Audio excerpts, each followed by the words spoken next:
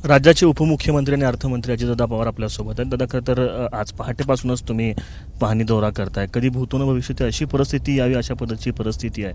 प्रचंड हानी झालेली आहे. आपण काय पाहिलं नुकतं आणि कशा पद्धतीचं लोकांनी आपल्यापर्यंत कारण मांडलंय? आज सकाळी करमाळा तालुक्यात सोलापूर जिल्ह्यातनं मी सुरुवात केली आणि करमाळा, नंतर माढा, नंतर मोहोळ, नंतर मग तुळजापूर, भूम, परांडा अशा पद्धतीनं मी हा दौरा करण्याचा प्रयत्न केलेला आहे. उद्या मी बीड आणि अर्धा दिवस आपला संभाजीनगर असं ते करणार आहे. मी अनेक वर्ष राजकीय जीवनात काम करतोय, साधारण 91-92 पासून काम करतोय. आता या गोष्टीला जवळपास 35 वर्ष होत आलेली आहेत. पण 35 वर्षामध्ये मी भूकंपासारखं संकट पण अगदी सुरुवातीच्या काळात बघितलं. ती माझी पहिली टर्म होते लातूर, आणि त्यावेळेस उस्मानाबाद आणि आत्ताचं धाराशिव. दुष्काळाचे पण काळ मी बघितलेला आहे. म्हणजे अनेक दुष्काळ आम्ही पाहिले. सुशीलकुमार शिंदेसाहेब मुख्यमंत्री असतानाचा दुष्काळ त्या वर्षी पडलेला होता, तो असेल, किंवा त्याच्यानंतर पण अनेकदा आपल्या इथं तशा प्रसंगाला आपल्याला सामोरं जावं लागलं.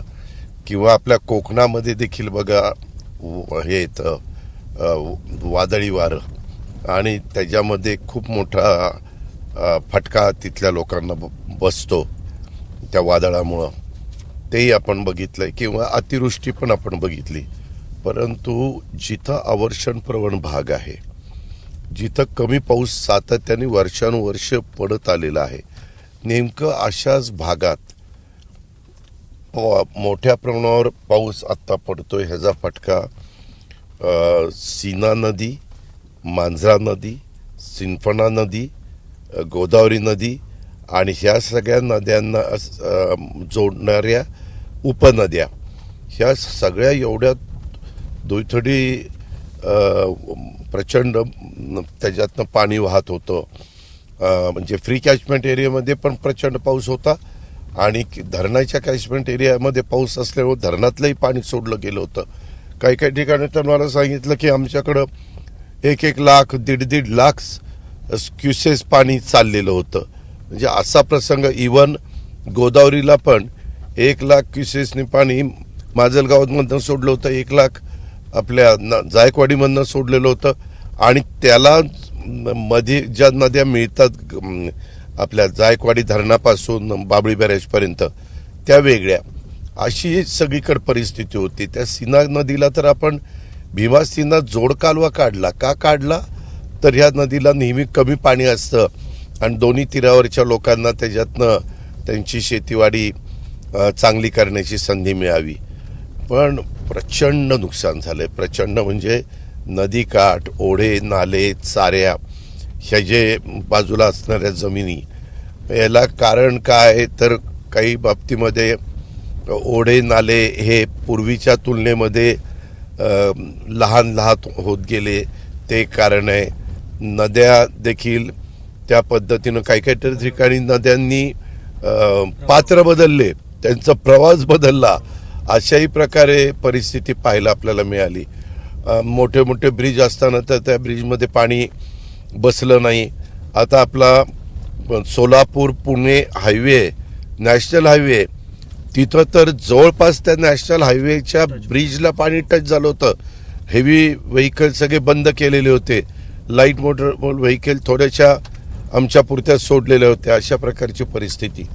आणि त्याच्यात घरांचं नुकसान झालंय, विहिरींचं नुकसान झालंय, सर्व प्रकारच्या पिकांचं नुकसान झालंय, फळबागांचं नुकसान झालंय, रस्त्यांचं नुकसान प्रचंड झालं, जे काही पूल होते त्यांचं नुकसान झालं, नदीमध्ये जे केटीवेअर होते त्या केटीवेअरचं नुकसान झालंय. असं खूप मोठं वेगवेगळ्या प्रकारचं नुकसान. जनावरं बरीच मृत्युमुखी पडली, काही ठिकाणी मनुष्यहानी झाली, काही ठिकाणी जनावरं, शेरडं, करडं, बकरी, तुमचे बोकडं म्हणा किंवा कोंबड्या म्हणा किंवा वासरं, रेडकं, म्हशी, गाई, बैल, असं पण बऱ्याचशा ठिकाणी वाहून गेलं. काही ठिकाणी माणसं पण वाहून गेलेली आहेत. अशी सगळी ही परिस्थिती निर्माण झाली. पाण्याचा प्रवाह एवढा होता की आज देखील मी येताना सकाळी तिथले नॅशनल हायवेचे लोक मला भेटले. ते म्हणले, दादा आम्ही मोजतोय तर सकाळपेक्षा आता दुपारपर्यंत 8 ते 9 इंचांनी पाणी तिथं वाढलंय, अशी परिस्थिती होती. पण त्याच्यानंतर आता पाऊस कमी झाला, आता पाणी खाली खाली चाललंय. काल तर अनेक ठिकाणचे रस्ते बंद होते, आज बऱ्यापैकी रस्ते सुरू झाले. ब्रिज राहिलाय मधी, दोन्ही बाजूचे भराव वाहून गेले, असंही त्या ठिकाणी झालंय. आणि दुसरी गोष्ट, हवामान खात्याने असं सांगितलंय, ह्या आठवड्यात पुन्हा पाऊस पडण्याची शक्यता आहे. विशेषतः 27, 28, 29, 30 हे 3-4 दिवस फार धोक्याची असू शकतात किंवा अतिवृष्टी होऊ शकते. त्याच्यावर ती पण काळजी सर्वांनाच घ्यावी लागेल, सरकार म्हणून आम्हाला घ्यावी लागेल. पण यंत्रणा देखील राबतीये, कारण कंटिन्यू पाऊस असल्यामुळे काही ठिकाणी एअरलिफ्टिंग करावं लागतंय, काही बाबतीमध्ये एनडीआरएफची टीम जातीये, आर्मीची टीम जातीये. म्हणजे आपण असं कुठलंच बाबा ह्यांना आम्ही बोलवायचं कुठंतरी राहिलोय आणि म्हणून नागरिकांना आम्हाला सुरक्षित स्थळी नेता आलं नाही, असं कुठंही आम्ही होऊन दिलं नाही. मुख्यमंत्र्यांच्या सहित सगळ्यांनी त्याच्यामध्ये अंग झोकून यंत्रणा हलवण्याचा प्रयत्न, यंत्रणा ह्या सगळ्या अडचणीतल्या माणसांना मदत करण्याचं काम, असं सगळं आपण केलेलं आहे.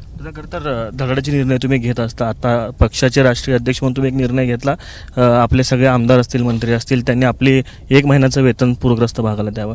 अर्थमंत्री म्हणून आणि उपमुख्यमंत्री म्हणून जनता जे आहे, शेतकरी जे ते तुमच्याकडे नजरा लावून बघतीये. तुमच्याकडनं फार मोठ्या अपेक्षा आहेत त्यांना दादा. आता पंचनामे सुरू झालेले आहेत, पण खऱ्या अर्थाने पंचनामे उद्यापासून जास्त गतीनं सुरू होतील. कारण आजपर्यंत आपण अडचणीतल्या माणसांना बाहेर काढण्याचंच काम केलं. आज देखील आपण वेगवेगळ्या ठिकाणी एनडीआरएफची मदत घेऊन, आर्मीची मदत घेऊन, काही ठिकाणी एअरलिफ्टिंग करून या अनेक भागात महाराष्ट्रातल्या जिथं त्या गावांना पाण्याने चारी बाजूंनी वेढा घातलेला होता आणि लोक तिथं घाबरून बसलेली होती, त्यांना बाहेर काढण्याचं काम आपण केलेलं आहे. आता उद्यापासून आपण पंचनामे करू. पंचनामे आम्ही सांगितलेलं आहे की जे काही पावसामुळे नुकसान झालेलं आहे, ते नुकसान झालेल्या नुकसानाच्या करता सगळ्या पंचनामेचं तुम्ही व्यवस्थितपणे काम करा.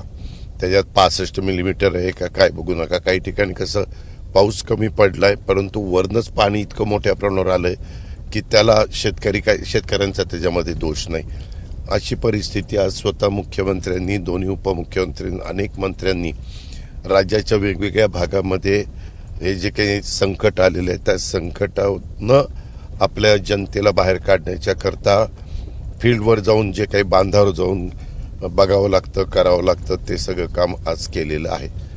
दादा खरं तर तुम्ही जवळपास ते सगळं पंचनामे झाल्यानंतर आपल्या पुढे आकडे येतील किंवा किती लाख हेक्टर किंवा किती लाख एकर क्षेत्र बाधित झालेलं आहे, किती जनावरं गेलेली आहेत, किती मनुष्यहानी झालेली आहे, किती बाकीचं पण पशुधन असेल त्याचं नुकसान झालेलं आहे. असं सगळ्या गोष्टी पाहून आम्ही त्याच्यामध्ये केंद्राची पण मदत मिळवणार आहोत. कारण अशा प्रकारचं ज्यावेळेस संकट येतं त्यावेळेस राज्याला अजून केंद्राचा जर हातभार लागला तर थोडी मदत होते. खरं तर जवळपास 30 ते 40 गावांमध्ये तुम्ही थांबलात, लोकांशी संवाद साधलात. 10-12 गावांमध्ये प्रत्यक्ष उतरून गुडघ्यावर पाण्यात जाऊन तुम्ही पाणी आज केली. प्रत्येक शेतकऱ्याचं असं म्हणणं होतं की ओला दुष्काळ जाहीर करा, सरसकट पंचनामे करा.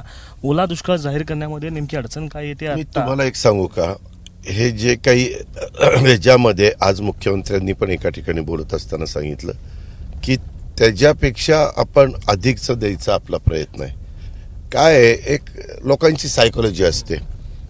मागच्या काळामध्ये दुष्काळ जाहीर झाला म्हणजे आपल्याला बऱ्यापैकी आता मदत होणार, कोरडा दुष्काळ असतो तेव्हा, किंवा मग आता ओरला दुष्काळ जाहीर झाला म्हणजे आपल्याला मोठ्या प्रमाणावर मदत होणार. त्यापेक्षा आपण हे सगळं एकदा चित्र समोर आल्यानंतर जेवढं लवकर करता येईल, आमचा तर प्रयत्न आहे दिवाळीच्या आत त्यांच्या अकाउंटला पैसे गेले पाहिजे. तर आम्ही तो जर एकदा काही गोष्टी जाहीर केल्या आणि त्या गोष्टी जाहीर झाल्यानंतर त्याच्यामध्ये ज्या ज्या सवलती मिळतात आणि त्या मिळून देखील ॲडिशनलचं काही द्यायला पाहिजे, त्याकरता मग त्या घोषणेचा काही अर्थ राहत नाही. त्यापेक्षा आता फील्डवर आम्ही फिरल्यानंतर आमच्या लक्षात आलेलं आहे की काय काय केलं पाहिजे. पंचनामे झाल्यानंतर आम्ही लगेचच मुंबईला जाऊन त्या बाबतीतले निर्णय तिथं बसून त्या ठिकाणी घेऊ शकतो. मला आठवतं की 19चा ज्यावेळेस पूर आला होता सांगलीमध्ये, त्यावेळेस सगळे जे निकष आहेत ते तुम्ही बाजूला ठेवून NDRFची मदतीपेक्षाही जास्त मदत सरकारनं देऊ केलेली होती. अशी काही मदतीची अपेक्षा सरकार आता शेतकरी बाळगू आता शकतात? पहिल्यांदा राज्याचे प्रमुख पण फिरलेत, मी पण फिरतोय, उद्याही मी बीड आणि संभाजीनगरला फिरणार आहे. मग उपमुख्यमंत्री पण फिरलेत, बाकीचे सगळे मंत्रीगण, कृषी मंत्री असतील किंवा इतर फिरत आहेत. शेवटी आम्ही ज्यावेळेस एकत्र बसू त्यावेळेस फीडबॅक येईल ना की हे काय केलं पाहिजे, कसं पद्धतीनं केलं पाहिजे, कुठं थोडंसं नॉर्म्स बाजूला ठेवून गेलं पाहिजे, कुठं ॲडिशनलची मदत त्या ठिकाणी केली पाहिजे.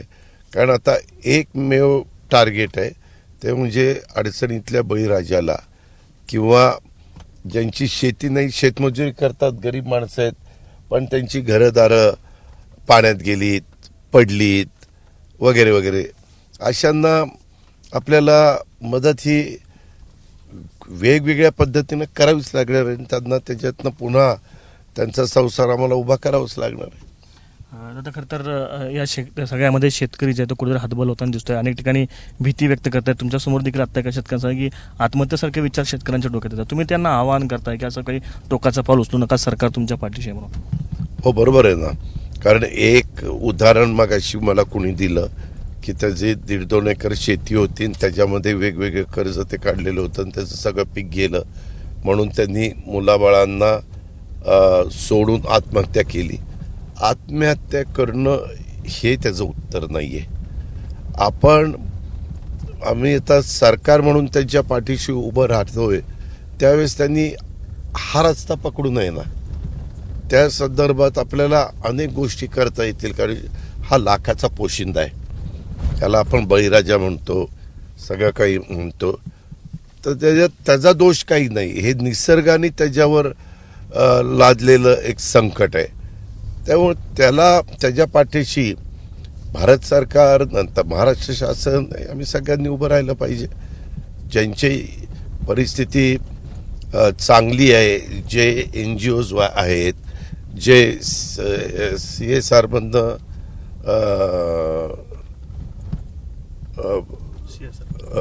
फंड देऊ शकतात, अशांनी पण त्याच्यामध्ये मदत त्या ठिकाणी केली पाहिजे. त्याच्यात राजकारण कुणी आणू नये असं माझी मनापासून सगळ्यांना विनंती आहे, आव्हान आहे. खरं तर तुम्ही बोलताना अनेक वेळा असाही उल्लेख केला की पिकं तर वाहून गेली आहे, मात्र वरची जी जमिनीवरची माती असते ती मात्र मोठ्या प्रमाणात आहे आणि ते नुकसान. हे पाण्याचा प्रवाह इतका होता की जमिनी खरडून गेल्यात. म्हणजे अक्षरशः तिथं माती प्रकारच राहिला नाही. ज्या मातीमध्ये सोन्यासारखं पीक माझा शेतकरी घेत असतो ती मातीच तिथं राहिली नाही.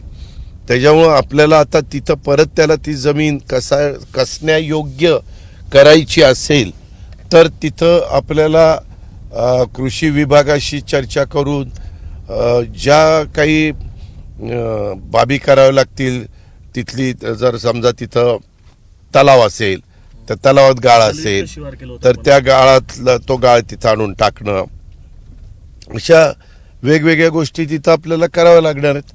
आणि ते करण्याच्या करता सरकारने मदत केली पाहिजे तर तो शेतकरी उभा राहील. नाही तर परत तो काही त्याची शेतीवाडी करूच शकणार नाही. त्याचा संसार चालणार कसा आणि त्याचं कुटुंब तो मदत करणार कसा? शेवटचा प्रश्न, दिवाळी या शेतकऱ्यांची आता जी कटू आठवणी आहेत ती दिवाळी गोड करण्याचा प्रयत्न केला जाईल? दिवाळीच्या आत ह्या सगळ्या गोष्टी पूर्णत्वाला न्यायचा हा आमचा मनापासूनचा निश्चय आहे आणि त्या पद्धतीनं आम्ही सगळेजण कामाला लागलेलो आहोत. तरी होते उपमुख्यमंत्री, राज्याचे अर्थमंत्री अजितदादा पवार. खरं तर शेतकऱ्यांची दिवाळी गोड करण्याचा प्रयत्न आम्ही नक्की करू आणि त्या पद्धतीनं आम्ही सगळे प्रयत्न करतो असं आश्वासन देखील त्यांनी या निमित्तानं दिलं आहे. कॅमेरा पर्सन युक्ताजीसह आफताब शेख, ABP माझा, धाराशिव. ABP माझा, उघडा डोळे बघा नीट.